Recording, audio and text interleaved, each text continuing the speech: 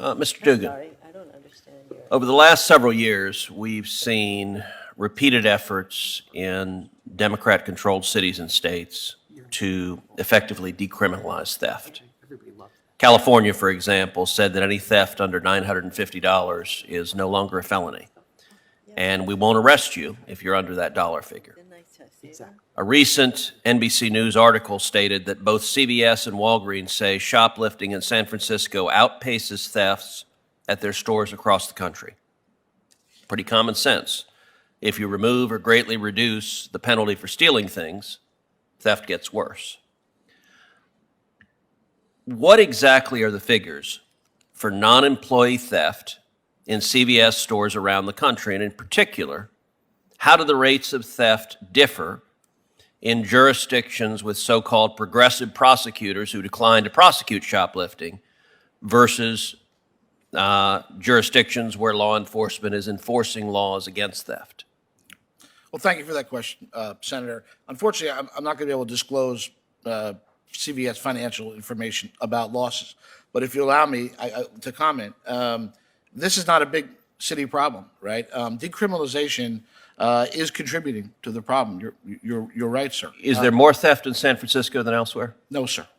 There's not. Not relative to the amount of stores and market share that we have. It's higher. But So NBC News was wrong when they said that. I can only speak to what I see every day on the ground, Senator, and I follow these criminals day to day from state to state and city to city. So CVS would support other jurisdictions legalizing shoplifting up to $950? CVS does not support legalizing shoplifting. Why not? Senator. Why not? We're not going to endorse criminal activity. But you're saying it has no effect. I never said it had no effect. You said there's not worse shoplifting in San Francisco. I find that highly doesn't mean dubious. no effect, Senator. Does it have an effect or not? Yes, of course it does. What's the effect? The effect is shoplifting is completely different than organized retail crime. If you're talking about shoplifting, that's a whole different dynamic than organized retail crime. And so my question is, what's the effect? You guys have the data. I'm sure I understand your question, Senator. Is there an effect? Do we take losses to shoplifting? Yes, like every other retailer. And are they greater in jurisdictions that effectively legalize it? No, they're not. So then why would you oppose every jurisdiction legalizing shoplifting? Your questions are not, your answer is not making any sense, sir. Well, I respectfully disagree. I think it's making perfect sense. What I'm saying, Senator, is this crime goes to all 50 states. It's not a big city problem. Absolutely not. So why would you oppose every jurisdiction legalizing shoplifting? Sir, why would you oppose every jurisdiction legalizing shoplifting? We're not going to.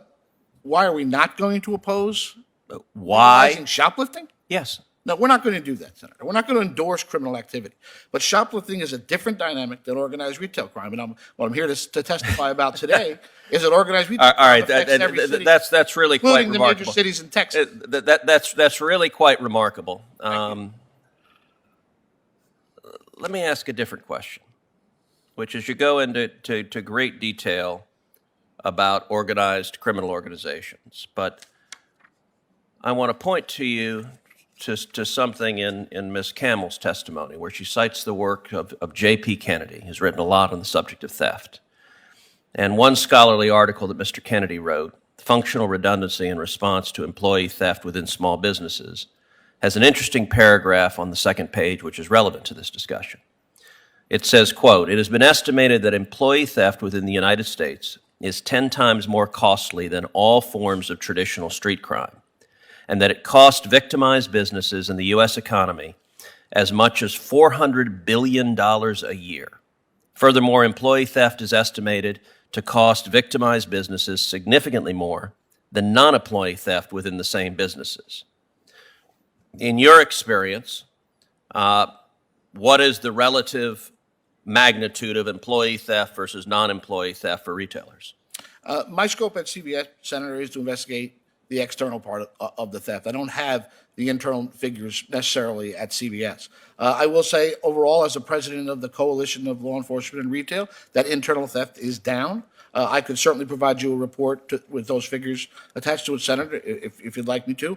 But do you have any judgment as to which is bigger, employee theft or non-employee theft? Well, it's I might be a biased opinion there, Senator, because I'm in the street every day working on organized retail crime. I see the harm that it does every day, why we need this federal legislation. So I see it. I Sir, see with it all differently. respect, I'd like you to answer my question. Do you have any judgment as to which is bigger, employee theft or non-employee theft? And in particular, Mr. Kennedy says employee theft is 10 times larger. No, I would disagree with that assessment. Do you have any judgment as to which is bigger, employee theft or non-employee theft? Most recently, over the spread of this epidemic, I would say non-employee theft. Okay, thank you. You're welcome. I want to thank the witnesses for